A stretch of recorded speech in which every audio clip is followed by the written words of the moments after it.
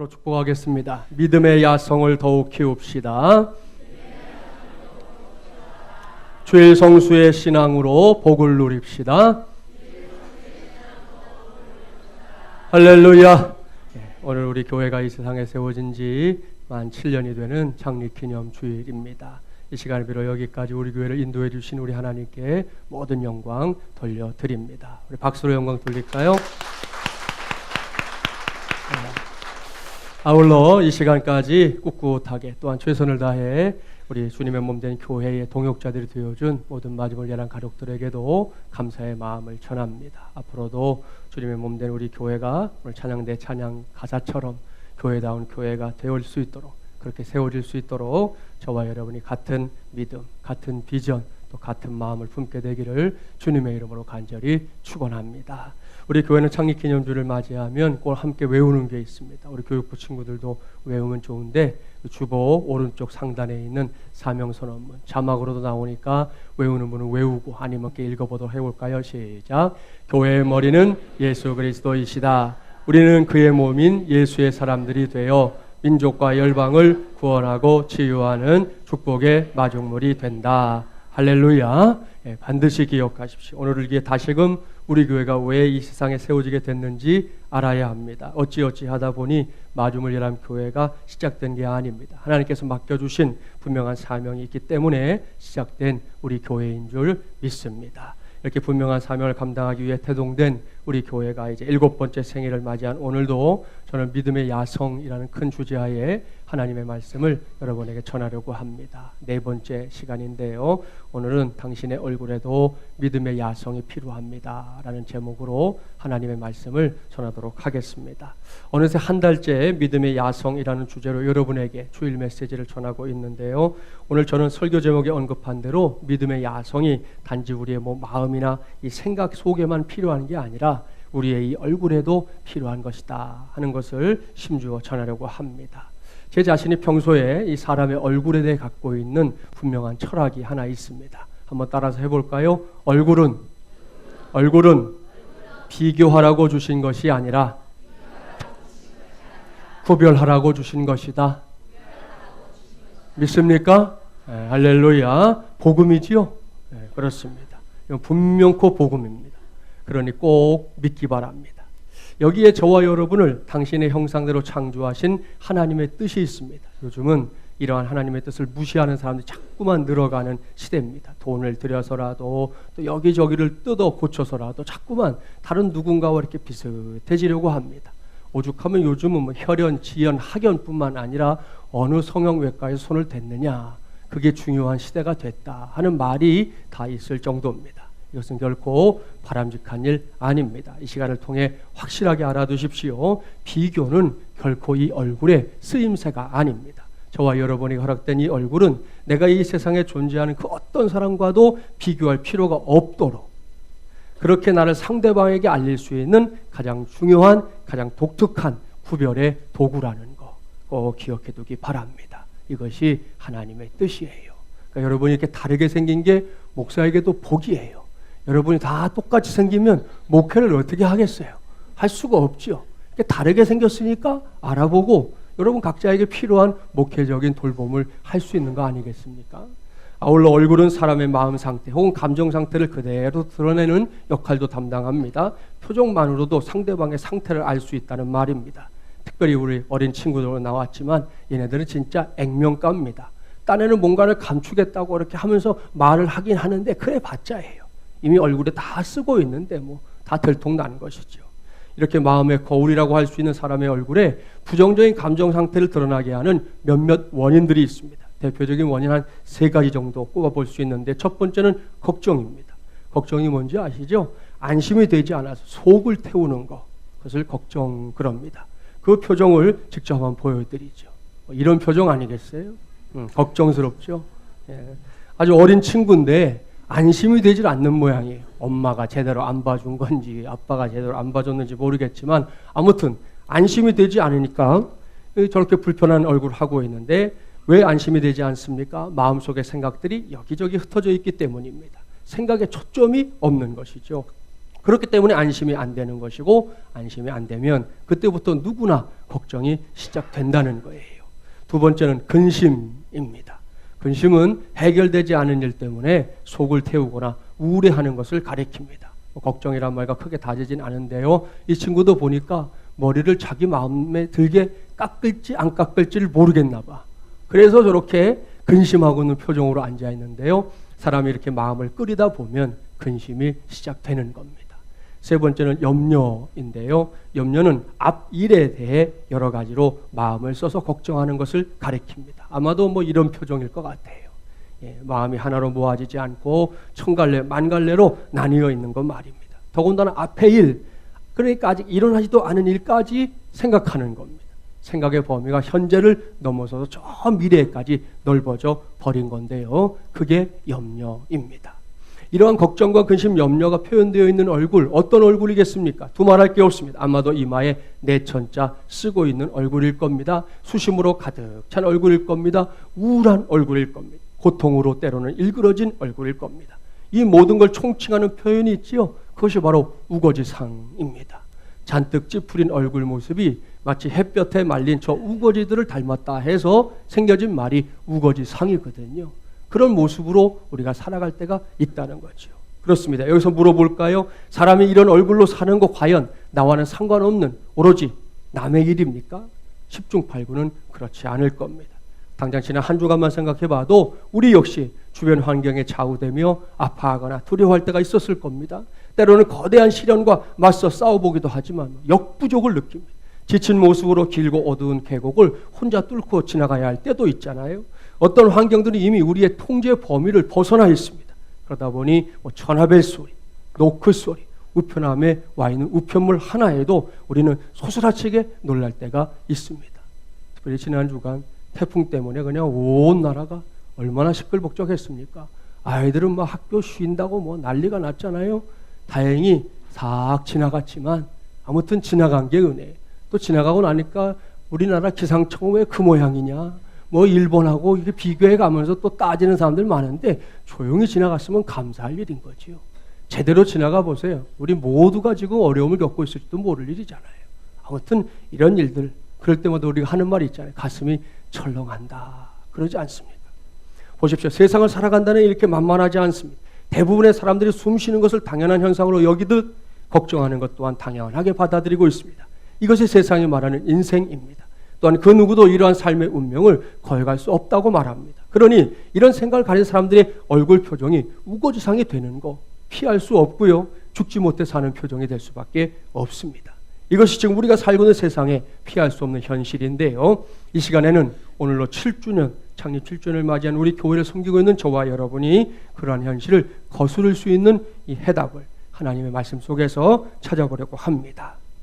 이를 위해 하나님께서 오늘 우리에게 주신 말씀 다니엘 1장입니다. 다니엘서의 배경 먼저 간략하게 설명합니다. 다니엘서는 바벨론 제국에 의해 이스라엘이라는 한 나라가 멸망한 뒤의 기록입니다. 우리나라로 말하면 일제강점기를 겪었던 그런 시기의 기록이다. 그렇게 말할 수 있습니다. 당시 바벨론 제국의 왕이었던 느부갓네살이 식민지의 백성들에 대해 일종의 회유책으로 내세운 게 있는데요. 그것은 식민지의 인재들을 공직에 기용하는 것이었습니다.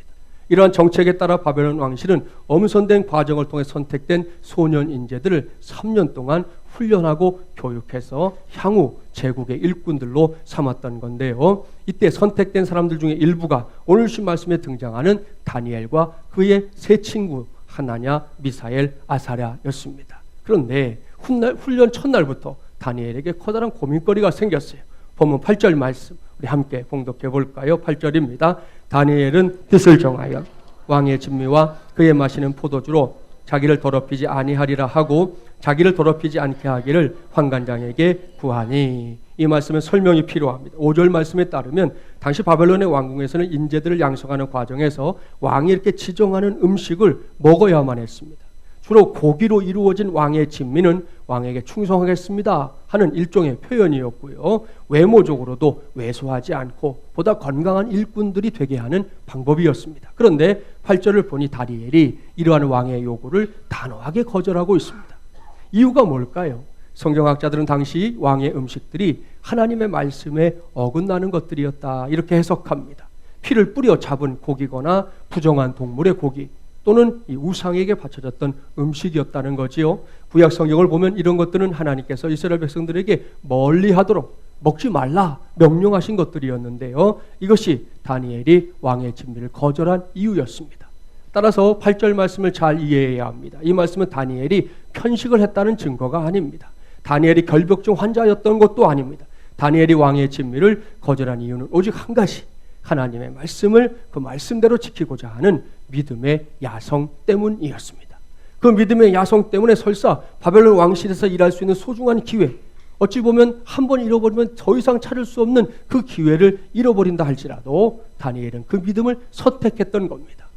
그러자 하나님께서는 다니엘에게 놀라운 은혜를 베푸셨어요. 보면 11절부터 15절 말씀 함께 봉독해 봅니다. 환관장이 다니엘과 하나냐와 미사엘과 아사랴를 감독하게 한 자에게 다니엘이 말하되 청하오니 당신의 종들을 열흘 동안 시험하여 채식을 주어 먹게 하고 물을 주어 마시게 한 후에 당신 앞에서 우리의 얼굴과 왕의 음식을 먹는 소년들의 얼굴을 비교하여 보아서 당신이 보는 대로 종들에게 행하소서 하매 그가 그들의 말을 따라 열흘 동안 시험하더니 열흘 후에 그들의 얼굴이 더욱 아름답고 살이 더욱 윤택하여 왕의 음식을 먹는 다른 소년들보다 더 좋아 보인지라. 아멘. 사랑하는 여러분 보십시오. 다니엘의 간청을 들은 환관장이 열흘이라는 시간을 주었습니다. 그 시간 동안 왕의 진미만을 먹었던 사람들과 채식을 고집했던 다니엘과 그의 친구들을 놓고 누구의 얼굴이 더 좋아 보이는지 테스트하기 위해서였습니다. 그 결과를 보십시오. 감독관의 눈에 다니엘과 그의 친구들의 얼굴이 왕의 진미만을 먹었던 사람들보다 더 빛나는 얼굴로 확인됐습니다. 이 테스트가 끝난 후에 다니엘과 세 친구들은 더 이상 고민하지 않고 계속해서 왕실의 교육을 받을 수 있었고요. 훗날 제국 내에서 가장 영향력 있는 큰 인물들이 되었습니다. 자, 이건 놀라운 일입니다. 신기한 일입니다. 하나님께서 동행해 주지 않았다면 결단코 있을 수 없는 신비로운 일이라는 말씀입니다. 무엇보다 다니엘과 세 친구의 빛나는 얼굴은 자신들이 구원받은 하나님의 자녀라는 사실을 세상을 향해 당당하게 증명하는 통로가 되었습니다. 여기서 우리는 먼저 분별력을 발휘해야 합니다. 저는 조금 전에 신비라는 단어를 사용했습니다. 다니엘과 세 친구들이 체험했던 일이 하나님께서 동행해 주지 않았다면 결단코 있을 수 없는 신비로운 일이라고 말입니다. 그렇습니다. 신비는 분명코 믿음의 영역에서 만나게 되는 은혜입니다. 하지만 믿음 안에서도 신비주의는 경계의 대상이에요. 간혹이긴 하지만 이 매사를 신비주의로 풀려고 하는 사람들이 우리 주변에 간혹 있어요. 이런 사람들에게는 모든 것이 영적이라는 말로 대변됩니다. 이것은 지극히 경계해야 할 일이에요. 최근에 매스컴에서 문제가 되고 있는 이단 중에 하나가 성낙교회입니다. 요즘 분규가 생겨갖고 시끄러운데요. 김기동 씨가 주도하는 이단 아닙니까? 이 사람들은 매사를 귀신론에 근거해서 이해합니다. 그들의 주장에 따르면 우리의 인생에 찾아오는 모든 부정적인 것들이 다 귀신이라는 거예요. 예를 들면 우리가 인생을 살면서 만나게 되는 고난과 역경, 그건 말할 것도 없이 귀신이고 심지어 감기까지도 귀신이다. 이렇게 가르칩니다. 정말이지 어이가 없는 일이죠. 그러니까 이 사람들을 만나면 죽기부터 한다 이거예요. 귀신 쫓아내는 일부터 해야 된다. 그렇게 가르치는 거예요. 어이가 없는 일이에요. 여러분 신신당부합니다. 신앙생활 할 거면 제대로 해야 합니다. 쓸데없이 헛다리 짚으면 안 됩니다. 감기는 귀신이 아니에요. 시간이 지나면 자연스럽게 낫게 되는 작은 질병일 뿐입니다. 그러니 두려워할 이유 없는 것이죠. 신비주의자들은 이런 식의 잘못을 아주 쉽게 그리고 자주 저지릅니다. 따라서 우리 모두는 믿음 안에서 이 엉터리 같은 신비주의에 빠지는 걸 매우 조심하고 주의해야 합니다. 그렇다고 해서 우리의 신앙 속에 신비가 존재한다는 것까지 무시하면 안 됩니다. 사도 바울은 그러한 신비를 친히 체험했던 대표적인 인물입니다. 로마서 6장 3절부터 5절 말씀 자막에 나오니까요. 함께 봉독해 보겠습니다. 무릇 그리스도 예수와 합하여 세례를 받은 우리는 그의 죽으심과 합하여 세례를 받은 줄을 알지 못하느냐. 그러므로 우리가 그의 죽으심과 합하여 세례를 받음으로 그와 함께 장사되었나니 이는 아버지의 영광으로 말미암아 그리스도를 죽은 자 가운데서 살리심과 같이 우리로 또한 새 생명 가운데서 행하게 하려 함이라. 만일 우리가 그의 죽으심과 같은 모양으로 연합한 자가 되었으면 또한 그의 부활과 같은 모양으로 연합한 자도 되리라. 아멘. 할렐루야. 무슨 말씀입니까? 저와 여러분의 삶이 단지 우리 자신만 존재하는 삶이 아니라는 말씀이에요. 옳습니다. 사도 바울의 선포를 기억하십시오. 그는 저와 여러분이 예수로 인정하고 그의 이름으로 세례를 받고 하나님의 자녀가 되었다는 게 뭘 의미하는 건지 설명하고 있는 겁니다. 그것은 예수님의 죽음과 부활을 예수님과 함께 체험하는 사건이었다는 것입니다. 이것이 바로 우리의 믿음이 갖고 있는 놀라운 신비입니다. 그래서 신학자들은 이러한 바울의 고백을 가리켜 예수 그리스도와의 신비적인 연합이라고 불렀습니다. 무슨 말입니까? 풀면 이거예요. 예수 그리스도와 이제 더불어 살게 됐다. 함께 살게 됐다는 말입니다. 이것이 구원이고요. 이것이 신앙입니다. 사랑하는 마주물려난 가족 여러분, 반드시 기억하십시오. 그런 의미에서 저와 여러분은 보통 사람이 아닙니다. 다니엘과 세 친구들이 하나님의 은혜를 힘입어 그들의 얼굴에 광채가 나는 신비를 체험했던 것처럼 저와 여러분은 예수 그리스도와 함께 죽고 예수 그리스도와 함께 부활하는 놀라운 신비를, 구원을 분명하게 체험한 사람들인 줄 믿습니다. 그러니 이런 사람들이 어찌 보통 사람들일 수 있겠습니까? 이것이 우리가 갖고 있는 믿음의 가치 가운데 하나입니다. 아니, 으뜸입니다. 신비롭고 신비로운 인생의 연속 말입니다. 그 신비 가운데 하나가 뭐냐? 본문에 등장하는 다니엘과 세 친구들처럼 우리의 얼굴을 통해 하나님의 은혜를 드러내는 것인 줄 믿습니다. 결코 비교하라고 주신 게 아니라 구별하라고 주신 이 얼굴로 내가 구원받은 사람이라는 사실을 누구에게나 증명할 수 있다는 말씀이에요. 그런 의미에서 제가 오늘의 설교 제목을 정했습니다. 당신의 얼굴에도 믿음의 야성이 필요합니다. 그렇습니다. 한 달째 살피고 있는 믿음의 야성, 이것은 단지 우리의 마음, 생각 속에만 존재하는 게 아닙니다. 우리의 간판이라고 할 수 있는 이 얼굴에도 꼭 필요한 줄 믿습니다. 그 증거가 성경 곳곳에 있는데요. 한 곳만 보겠습니다. 신약성경 사도행전 6장 15절 자막에 나오는 말씀 우리 함께 봉독해 볼까요? 공회 중에 앉은 사람들이 다 스데반을 주목하여 보니 그 얼굴이 천사의 얼굴과 같더라. 아멘. 잘 아는 말, 초대교회 7 집사님들 가운데 한 사람인 스데반에 관한 기록입니다. 스데반은 유대인들 사이에 들어가서 예수 그리스도의 십자가와 부활을 증거했습니다. 그 와중에 스데반은 반대파들에 의해 붙잡혀서 사내들인 공회에서 죄인의 몸으로 서게 됩니다. 스데반은 그곳에서 자신이 전했던 예수님의 복음을 다시금 전했지만 안타깝게도 결국 유대주의자들의 돌에 맞아 순교하는 그런 일이 벌어지고 말았습니다. 바로 그날이었습니다. 스데반이 유대인들에 의해 돌에 맞아 죽던 그날, 순교하던 그날 말입니다. 그날 사내들인 공의에 참석했던 모든 사람들이 놀라운 일을 목격했습니다. 그것은 그들 모두의 눈에 스데반의 얼굴이 마치 천사의 얼굴처럼 보인 것입니다. 얼마나 놀라운 일입니까? 저는 이것이 스데반의 얼굴에서 볼 수 있는 믿음의 야성이었다, 이렇게 생각합니다. 더 놀라운 것은 스데반이 자신의 얼굴로 드러낸 그 믿음의 야성을 하나뿐인 목숨을 잃는 순교의 순간까지도 결코 놓치지 않았다는 사실입니다. 오죽하면 그 얼굴 때문에 훗날 사도 바울이 회심하게 되었다, 이렇게 주장하는 성경학자들도 있을 정도입니다. 살아가는 여러분 보십시오. 우리의 이 얼굴이 어떻게 쓰여질 수 있는지 말입니다. 오늘 말씀을 시작하면서 예를 든 대로 우리의 얼굴은 얼마든지 세상의 걱정과 근심, 염려로 가득 찬 얼굴 될 수 있습니다. 조금만 방심하면 우리의 얼굴도 얼마든지 쉽게 그렇게 변할 수 있어요. 세상에 태어날 때만 해도, 그 갓난아기 시절만 해도 너무나도 예쁘고 아름다웠던 얼굴이었습니다. 교회 안에서 요식에 속한 친구들 가까이에서 한번 만나보세요. 얼마나 예쁘고 얼마나 사랑스럽습니까? 그 앞에서 사람들이 그냥 넘어가요. 한번 웃어주면 웃었다고 신이 나가지고 얼마나 좋아하는지 몰라요.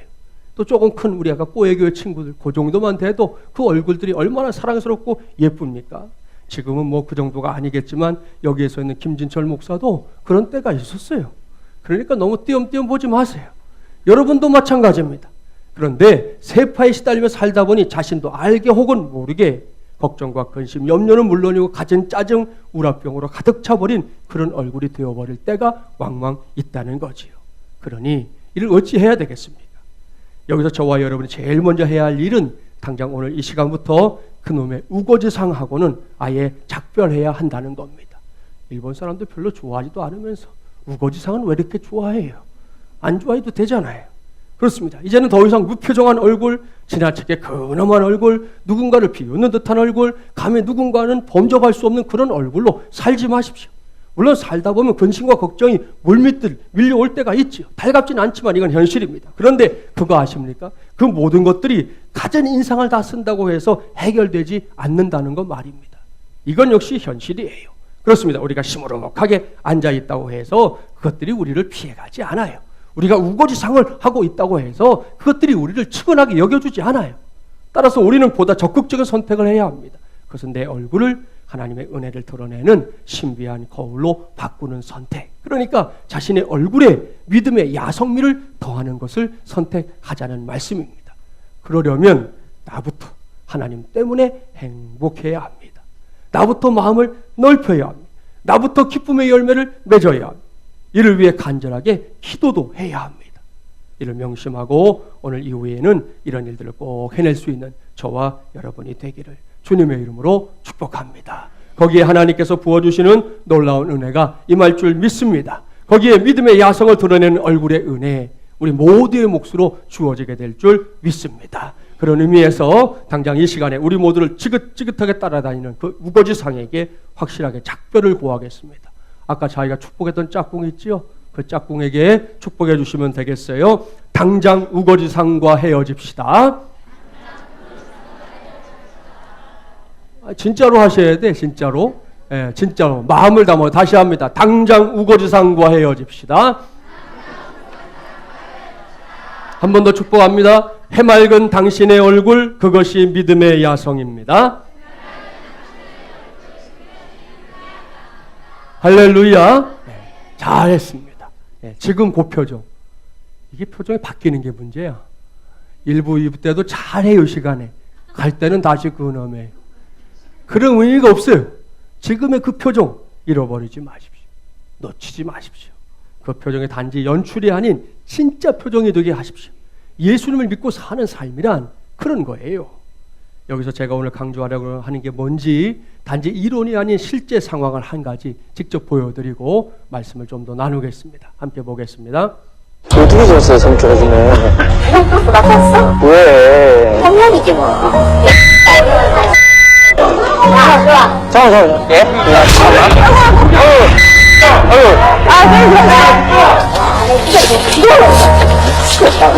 안 돼. 삼촌 안 돼.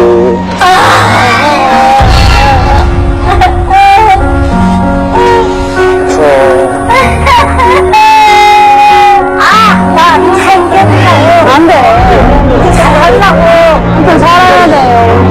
맛있게 드세요. 그 소리는 빵이랑 안녕하시고.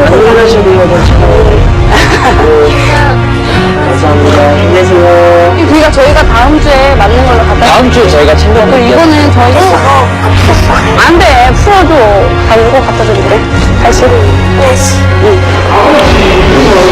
저 소연이에요. 성수 여자친구 25살 김소연입니다. 24살 양성수입니다. 저는 원래 취향배였어요. 태어났을 때 눈에 암을 갖고 태어났어요. 왼쪽 눈 세포가 전이가 심하게 되면서 적출하고 지금 의안으로 살고 있고 그냥 한 달밖에 못 산다고 하고 병원에서 나왔었는데 지금 25살이 돼서 이렇게 그 삼촌? 아, 정말 시간 갖고 왔어? 오늘 신경 없어. 오늘 뭐 맛있는 핫도그 가졌어. 이거? 기저귀. 여기 앉아. 기저귀 안 찼다고? 기저귀 해줄게.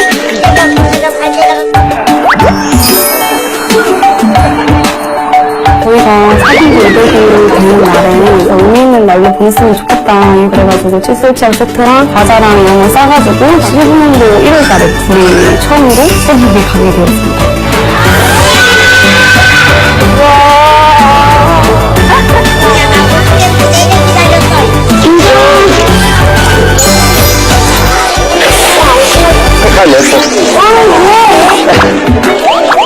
구두도 사야 되고 신발 몇 개 들어왔어? 신발이 하나, 둘, 셋, 4개.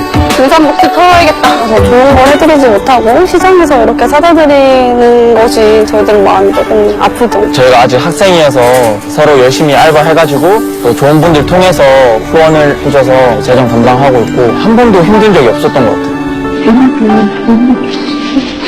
옆에 계단 올라가서 버스까지 보자. 힘든 거는 사실 주변에서 왜 하냐 이런 식으로 같은 기독교인도 이해하지 못하는 그 마음이 조금 힘들었던 것 같아요. 못하러 도와주냐 어차피 고마워하지도 못하는 사람들이다 이러면서 왜 도와주는지 모르겠다. 그리고 하루는 한 분이 포스도 못 넘기시겠다고 아프시다고 그렇게 얘기를 하셔가지고 두유만 겨우 손에 건네드리고 왔던 적이 있거든요. 근데 그냥 수원역 지나가다가 삼촌 한 번에 만나는데 그때 그 사람 죽었다고 그런 얘기를 알려주시는 거예요. 그러니까 저희가 그분이 세상에 있을 때 마지막으로 만난 사람이었는데 그냥 그때 하나님을 전하지 못하고 더 이렇게 도와드리지 못한 게 엄청 계속 마음에 남아있는 것 같아요.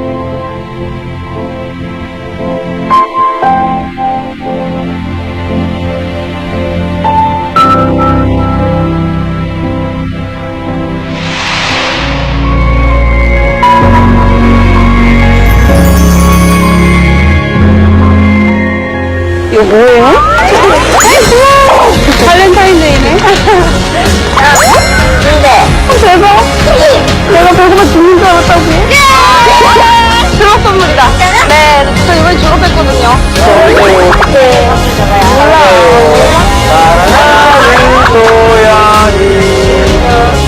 저 어떻게 먹냐. 전기장 반을 사먹고 싶어. 솔직히 어쩔 줄 모르겠어요. 저희가 정말 드리러 갔다가 이렇게 받고 돌아오는 게 정말 일방적인 게 아니라 주고받는 사랑이구나를 느끼고 오는 것 같아요. 거의 20년 됐거든 여기. 근데 맨날 오잖아요. 네, 고맙더라고요. 감사해요. 물 계속 해야겠다. 내가 하나님의 뜻이라고 생각해. 생겨줘서 고마워. 야, 성수야. 박수 너네 교회 한번 꼭 갈게. 교회 가는 날 여기 있는 사람은 다 가는 거야. 안 거야? 손 부부를 보면 그냥 가족 같다? 진짜로. 저희를 더 반겨주시고 기다려주시고. 저는 수원역 가는 거를 어떤 사역, 봉사활동이라고 생각하지 않고 예배의 연장, 그리고 소통한다는 마음으로 가거든요. 믿음을 전하러 가지만 그냥 그곳에서 같이 살고 회합하고 있는 것 같아요. 하나, 둘, 셋.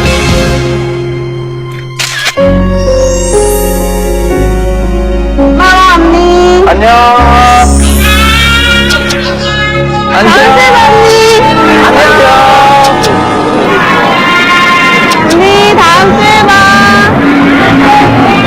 아이. 그렇죠? 동영상 안에 이미 소개되어 있는데요. 이 동영상은 제가 잘 아는 우리 교단 교회에 다니고 있는 양성수 형제, 또 김소연 자매, 또 청년의 이야기입니다. 참으로 기특하고 자랑스러운 크리스천 청년들이고요. 특별히 소연 자매는 개인적으로 흔하지 않은 큰 아픔도 갖고 있는 사람입니다. 이 젊은이가 이 의안을 가지고 산다는 게 참 얼마나 힘들고 어려운 일이겠습니까? 현재 두 사람은 알콩달콩 교제하고 있는 커플인데요. 지난 2015년 1월의 한 날이 교제를 시작한 지 500일이 되는 날이었다는 거죠. 그날을 의미 있게 보내고 싶은 마음에 시작된 일이 2018년 현재까지 이렇게 수원역에 수시로 찾아가서 노숙자들을 사랑으로 섬기는 일이 되었습니다. 사실 한두 번 정도야 뭐 사역으로 할 수 있고요. 또 그 정도는 자원봉사라고 생각할 수도 있을 겁니다. 하지만 뭐 이 정도 되면 이건 사역도 자원봉사도 아닌 사랑 그 자체다 이렇게 말할 수밖에 없습니다. 본인들의 생각도 그렇지만 어느새 만 4년째 이 두 사람의 사랑을 받고 있는 노숙자들 똑같이 생각하고 있습니다. 이제는 자기들도 조그만 거 하나라도 선물하겠다고 자기 가진 거 절반을 털어서 주스 하나 사주는 그 마음들 서로 주고받으며 어느새 다 인척관계가 되었지 않습니까? 이 동영상에서 제가 주목하게 된 게 한 가지 있습니다. 동영상의 화질이 좀 떨어져서 여러분에게 잘 보이는지 모르겠는데요. 두 장의 사진, 그 다음 장도 마찬가지인데 모두 성수 형제와 소연 자매 두 사람의 환한 미소가 핵심입니다. 얼마나 환하게 웃고 있는지, 얼마나 해맑게 웃고 있는지 보십시오. 저는 이것이 두 사람이 자신들의 얼굴을 통해 드러내고 있는 믿음의 야성이다 이렇게 확신하고요. 그 믿음의 야성이 수원역에 있는 노숙자들의 그 마음을 온통 흔들어 놓고 있는 것이다 이렇게 믿습니다. 사랑하는 마주물야랑 가족 여러분, 제가 뭘 말하려고 하는 건지 아시겠죠? 사람에게 있어서 표정이란 이런 거라는 거예요. 그야말로 말하지 않아도 알 수 있는 게 표정입니다. 이러고 저러고 자질구레하게 설명하지 않아도 지금 그 사람이 뭘 말하고 싶어 하는 건지 알 수 있는 게 사람의 표정이라고요. 그렇다면 하나님의 자녀된 저와 여러분, 예수 그리스도의 십자가를 나의 십자가로, 예수 그리스도의 부활을 나의 부활로 확실하게 믿고 살아가는 저와 여러분의 얼굴은 과연 어떤 얼굴이 되어야 할까요? 여전히 우거지상, 여전히 궁상, 여전히 오만가지상 되어야 할까요? 아닙니다. 가능한 한 환하고 밝은 얼굴 되어야 합니다. 더불어 부드럽고 포근한 얼굴 되어야 합니다. 다른 사람에게 호감을 줄 수 있는 얼굴 되어야 되겠지요. 무엇보다 사랑스러운 얼굴 되어야 할 줄 믿습니다. 이런 말씀드리면 간혹 나는 아무리 노력해도 그렇게 안 되던데 이렇게 생각하거나 말하는 성도들이 있어요. 나는 열애라는 거죠. 틀렸습니다. 고쳐야 할 생각입니다. 이 시간을 빌어 신신당부합니다. 미리 겁먹거나 포기하지 마십시오. 무엇보다 우리가 하나님을 믿는 사람들이라는 사실을 확실하게 붙잡아야 합니다. 이게 분명해지면 우리는 얼마든지 이 얼굴만으로도 하나님의 은혜를 드러내는, 나아가서 내가 구원받은 사람임을 증명할 수 있는 놀라운 복 누리게 될 줄 믿습니다. 이것이 오늘 우리가 함께 키워야 할 믿음의 야성인데요. 이것을 해낼 수 있는 가장 확실한 방법, 그것은 우리의 얼굴을 좀 웃는 얼굴로 바꾸자 하는 겁니다. 지난 주일 오후 삼중주의로 드려지는 예배 시간에 알려드린 한 통계가 있어요. 한 사람이 이제 일생을 살아가면서 평균 잠자는 시간이 23년. 그럼 많이 자죠? 예, 뭐 잠 못 잔다고 억울하지 마세요. 한 23년 정도 잔대요. 일하는 시간 26년, TV 보는 시간 7년, 세면하는데 걸리는 시간도 3년 6개월, 근심 걱정하는 시간 6년 6개월이나 된다고 그래요. 그렇다면 웃는 시간은요? 웃는 시간은 고작 2년 10개월이라고 그래요. 이 통계만 봐도 우리가 얼마나 웃지 않고 사는지, 얼마나 오만 가지 상을 찌푸리며 사는지 알 수 있잖아요. 바람직한 일 아닙니다. 그러니 여러분 자신부터 먼저 웃으십시오. 어떤 상황에서도 웃어보십시오. 필요하다면 의도적으로라도 억지로라도 기뻐하라는 겁니다. 우리 뇌가 그걸 모른다고 그러잖아요. 진짜로 기뻐하는 건지 내가 억지로 기뻐하는 건지 몰라. 그냥 웃으면 좋은 게 막 나온다는 거예요. 이게 실제 의학적인 결론이에요. 여러분, 우리 살면서 경험하는 일이지만 웃음이 없는 사람 곁에는 사람이 없어요. 항상 외로울 뿐이에요. 그러나 웃으면 사람들이 찾아옵니다. 옛 어른들도 소문 만복내라. 그래서 웃으면 복이 온다 그랬잖아요. 하물며 하나님께서 밝은 얼굴을 가진 사람들에게 왜 복을 주시지 않겠습니까? 그런 사람들이 모이는 교회에도 큰 복을 주실 줄 믿습니다. 미국 뉴욕에서 있었던 실화입니다. 한 관광객이 뉴욕에서 주일을 맞이하게 됐어요. 지난 주일에 주일 성수에 관한 말씀도 전했는데요. 이 사람도 주일을 빼먹을 수 없어서 예배드릴 교회를 찾아다녔습니다. 그런데 초행길이라 그런지 교회가 눈에 띄질 않는 거예요. 잠시 헤매다가 마침 교통정리를 하고 있는 경찰관이 있길래 사정을 얘기했어요. 그랬더니 그 경찰관이 자신을 따라오라 그러더니 한참을 걸어서 한 교회까지 안내해 주었어요. 이 관광객은 경찰관에 감사 인사를 하고 교회에 들어가서 이제 주일 예배를 여러분처럼 드렸어요. 그야말로 하늘에서 은혜가 뚝뚝 떨어지는 그런 예배였습니다. 그렇게 감격 가운데 예배를 마치고 나와서 숙소로 돌아가는 길이었습니다. 초행길이라 그랬는지 모르겠는데 아까는 그렇게 보이지 않던 교회들이 여기도 보이고 저기도 보이고 보이는 거예요. 그러니까 굳이 여기까지 오지 않아도 됐던 거죠. 이를 의아하게 여기며 숙소로 돌아가던 길에 그 경찰관을 다시 만났어요. 인사를 나누고 감사해 하면서 궁금한 마음에 물었습니다. 경찰관 아저씨, 제가 예배를 마치고 돌아오다 보니까 교회가 여러 곳에 보이던데요. 왜 저를 아까 그 교회까지 굳이 데리고 간 겁니까? 그렇게 물었더니 경찰관 대답이 기가 막혀요. 자기는 먼저 크리스찬이 아니다 그랬어요. 그런 이게 더 의아한 일 아닙니까? 경찰관이 말을 이어갑니다. 제가 종종 일요일에 이 지역에서 오늘처럼 이렇게 교통정리를 하곤 하는데요. 제가 보니까 그 교회에서 예배를 마치고 나오는 교인들의 표정이 제일 밝더라고요. 그래서 저는 이 지역에서 제일 좋은 교회는 그 교회다. 평소에도 그렇게 생각하고 있습니다. 그렇게 대답을 하더라는 거예요. 사랑하는 마지못이란 가족 여러분, 이것은 의미심장한 이 이야기이기도 하지만 생각해 볼수록 무서운 이야기예요. 사람들이 안 보는 것 같아도 다 본다는 거 아닙니까? 우리는 저들이 우리를 지켜보지 않는 것다 생각하지만 그렇지 않다는 거예요. 오늘로 창립 7주년을 맞이하는 우리 교회와 마리몰리아는 가족들 모두가 이것을 꼭 기억해 두기 바랍니다. 예배 마치고 갈 때 어떤 표정으로 가야 되는지 아시죠? 답을 가르쳐 드린 거예요. 이따 밥 먹을 때도 보겠어요. 여전히 내천자 쓰고 있는 분은 강제로 펴서라도 하여튼 펴드릴 테니까 두고 봅시다. 요즘 세상살이가 참 퍽퍽합니다. 뉴스 하나를 봐도 가슴이 막 답답해집니다. 도대체 이러다가 세상이 어떻게 될까 이런 생각하는 날이 너무 많습니다. 그러다 보니 세상 사람들 표정이 대부분 다 이렇잖아요. 그래서 사진 한 장이지만 한숨이 저절로 나옵니다. 휴, 안타까운 일이에요. 오늘 말씀을 시작하면서 전제했던 대로 이런 현실을 기억하고 오늘 이후 하나님을 아버지로 예수 그리스도를 구세주로 믿고 섬기는 저와 여러분부터 당장 표정을 바꾸기 바랍니다. 어떻게 해요? 이렇게 해요. 그렇습니다. 언제든 어디서든 이렇게 힘써 웃는 일에 마음을 모으게 되기를 바랍니다. 왠지 아시죠? 힘들고 어렵다고 해서 인상 쓰고 사는 것이, 오만 가지의 인상을 쓰는 것이, 그 우거지상이 결코 예수 그리스도의 십자가로 말미암아 억만죄악에서 구원받은 우리 모두의 몫이 될 수는 없기 때문입니다. 여러분도 알다시피 지금 세상 곳곳이 우울합니다. 그래서인지 몰라도 요즘은 이해할 수 없는 일들이 자꾸만 일어나요. 정말 집단으로 우울증에 걸린 듯이 보일 때도 있어요. 그렇게 저 바깥 세상의 삶맛을 잃어가고 있습니다. 온통 두렵기만 합니다. 염려와 걱정에 산적해 있습니다. 그러니 그들의 얼굴빛이 시커멓게 변하는 건 어쩌면 당연한 일일지도 모릅니다. 하지만 구원받은 우리는 다릅니다. 아니, 반드시 달라야 합니다. 그러려면 저와 여러분부터 다니엘과 세 친구들이 누렸던 그 복과 은혜를, 스데반이 천사처럼 빛났던 자신의 얼굴로 증명했던 그것을 받아야 하는데요. 그 지름길은 그들의 얼굴에서 차고 넘쳤던 믿음의 야성이 이제는 나의 얼굴에서, 너의 얼굴에서, 우리의 얼굴에서 이전보다도 분명하게 드러나게 하는 데에 있습니다.